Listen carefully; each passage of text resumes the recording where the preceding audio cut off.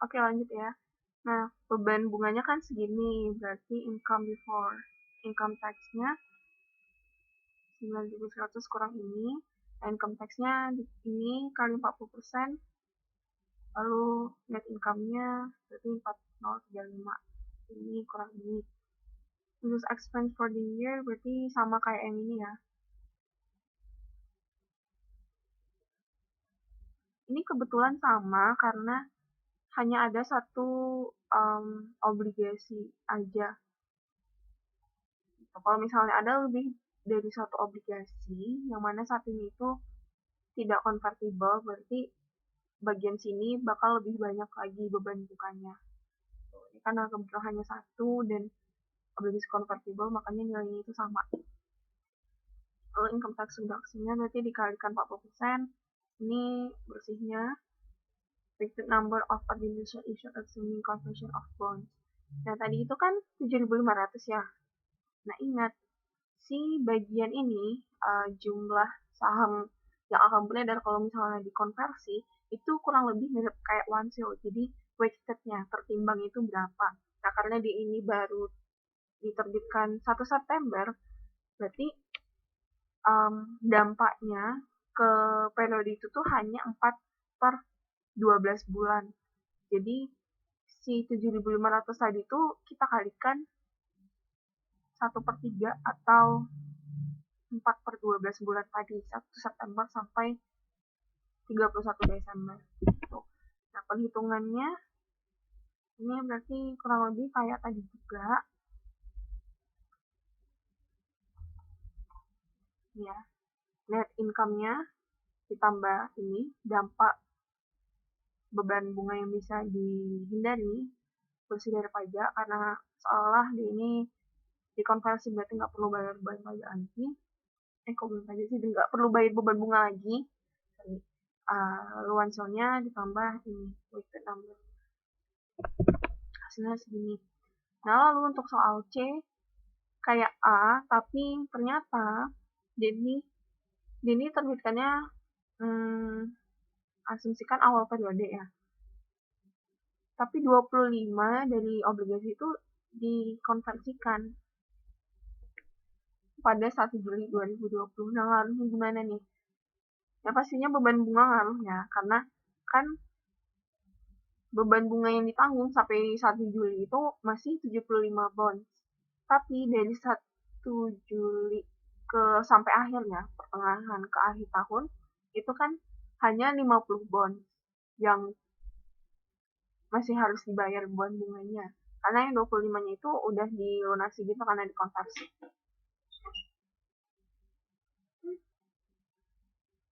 Oke, jadi ini revenue expense masih sama ya, income operation juga. Nah, interest expense ini nih. Jadi sampai akhir, enggak sih, sampai pertengahan tahun, berarti kan 75 bonds kali 950 kali rate-nya, kali operasional waktunya atau periodenya 6/12, lalu untuk setengah tahun sisanya berarti 50 bonds kali 150 kali 10% kali 6/12. Income before income tax, ini kayak tadi juga sih hitungnya. Nah, sekarang bagian sini. Interest expense on bonds for year. Jadi, sama ya dengan yang ini. Lalu reduction-nya. Nah, bagaimana dengan weighted number of ordinary shares issued assuming conversion of bonds? Nah, gimana nih ngitungnya? Yang pasti yang pertama kita ngitungnya kayak one shot, jadi weighted tertimbang. Jadi dari, atau enggak aku tulis di sini aja kali ya. Jadi dari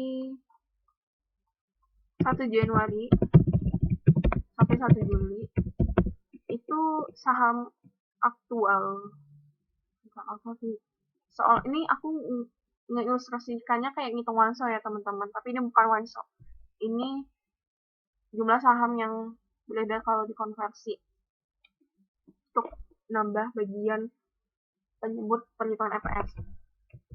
Jadi saham beredar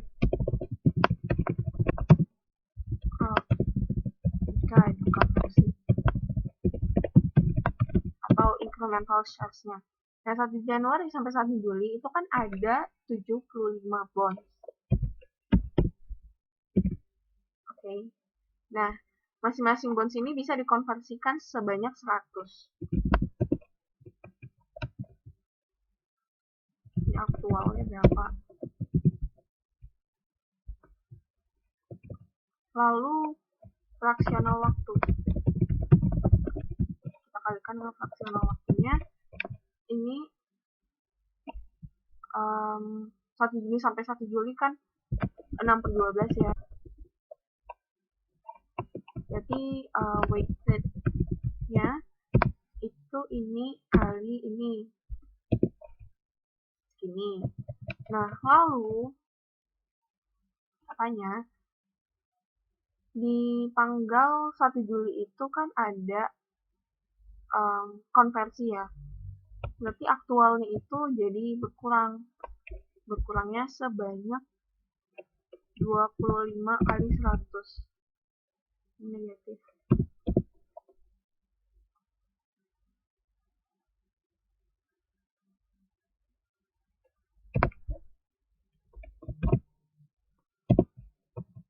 Nah, fraksional waktunya, ini 1 Juli sampai 31 Desember.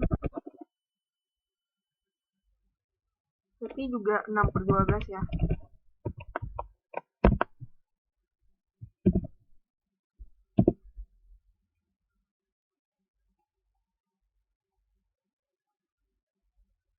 Maka dapat nih totalnya itu sebesar ini plus ini atau segini.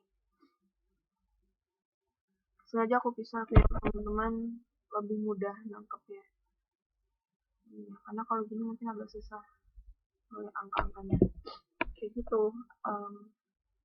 Mirip kayak perhitungan Wanso sih. Cuman ini bukan untuk saham aktual yang kalender ini, kalau misalnya benar-benar jika dikonversi aja. Tuh. Nah, adjusted net income-nya berarti ini kan 1898 tambah interest expense avoid. Lalu dibagi dengan ini weighted average daily short outstanding atau Wanso tambah yang ini tadi. Oh ya, Wanso-nya juga berubah karena si obligasi tadi itu kan dikonversi tuh.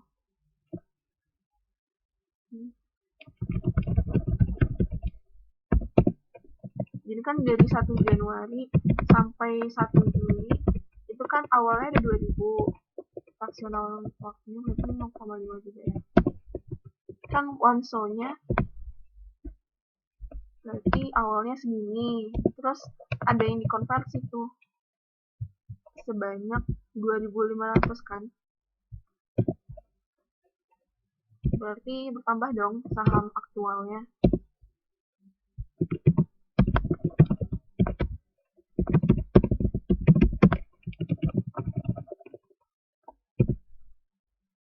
Yang ke-12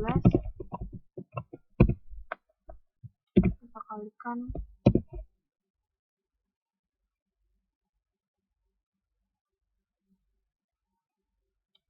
kita tambahin ini plus ini dapat 3250.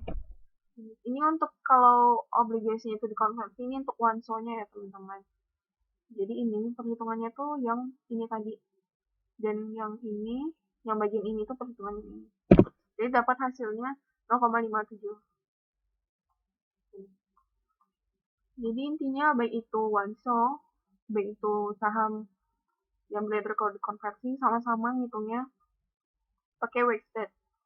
So, makanya yang ini kan kita kali 1/3.